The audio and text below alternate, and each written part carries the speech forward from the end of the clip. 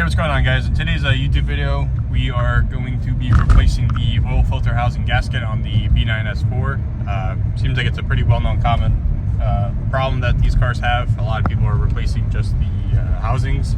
We're going to give the gasket a rip.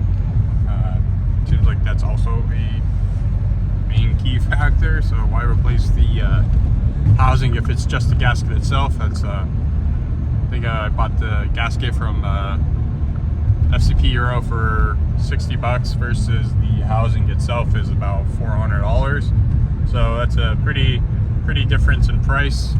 So it's a why not try. If we fail, then oh well, we lost 60 bucks plus we have to spend 400 bucks. So stay tuned. We'll be getting to the car shortly. It's currently 6 degrees outside, snow. We're gonna be picking back up once I get to the car. All right, so we made it to the car. As you guys can see, we have the new gasket out. You guys can see down in there, we do have some crud going on. There is oil leaking past the gasket. There's, when you're driving, you have the windows down, you can definitely smell the oil burning. Here's the new gasket. This is the updated part number. If you guys want to pause the video, maybe take a screenshot. The black one is the updated part. The old one, I believe, is like an orange brown. So next thing that we're going to want to do would be remove this bolt right here.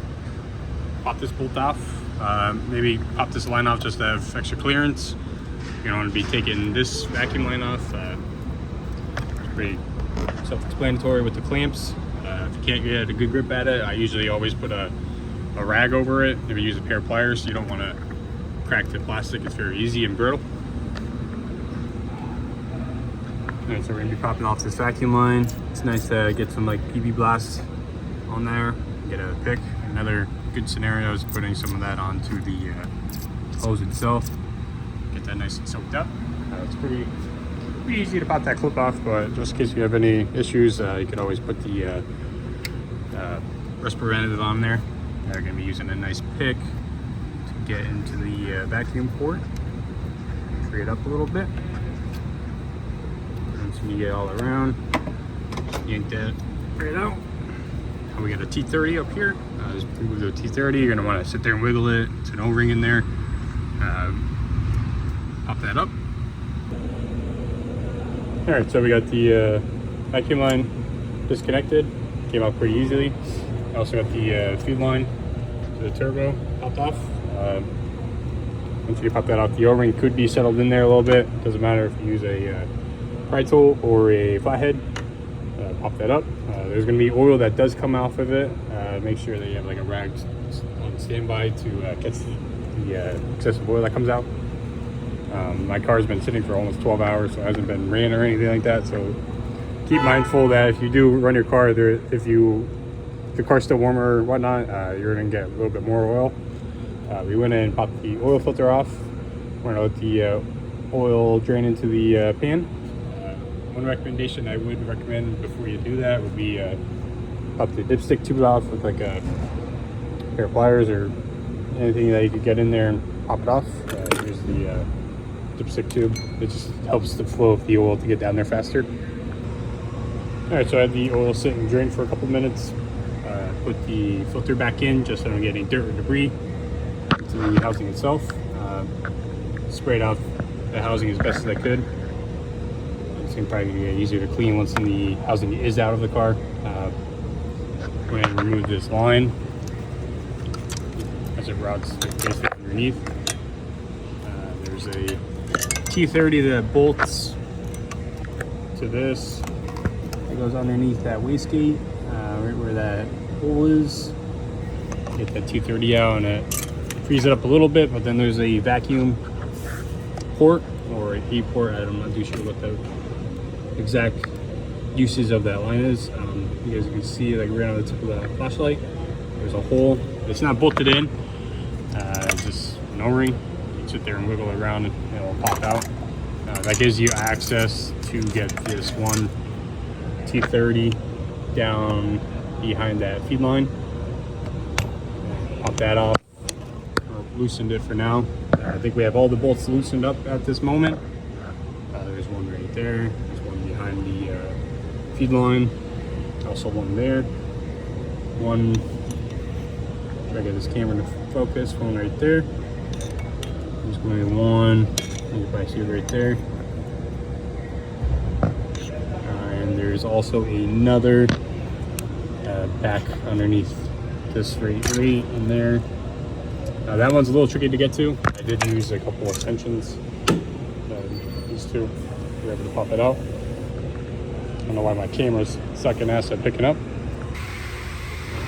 All right, so now we got the housing out.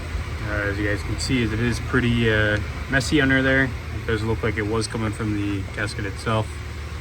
With all the crud that's hanging around. I'm gonna bring a light over to the gasket itself. I think the failure points on these, like as you guys can see, it just flattens out. And when you're dealing with like oil pressure and all that, you want a good seal. So it seems like it's just an improper gasket that was used.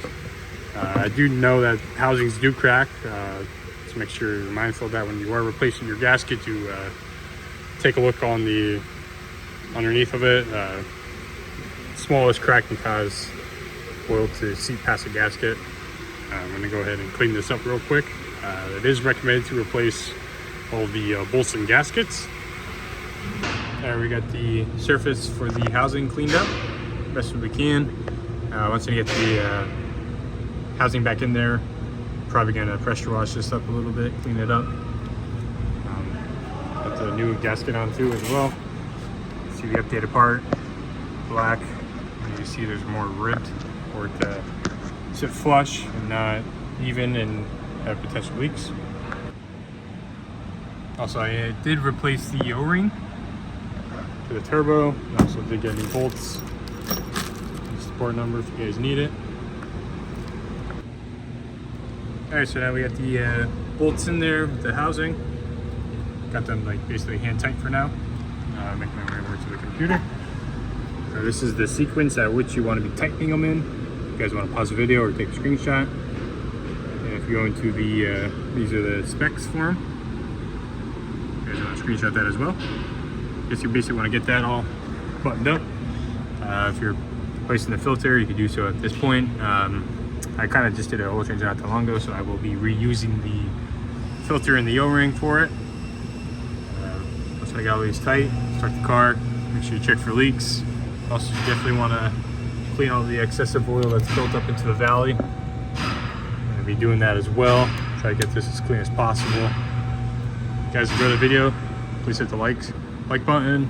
If you guys want to see more content on the S4, we did bag it not that long ago. If you guys want to see a review on that, let me know in the comments. Thanks for stopping. Have a good day.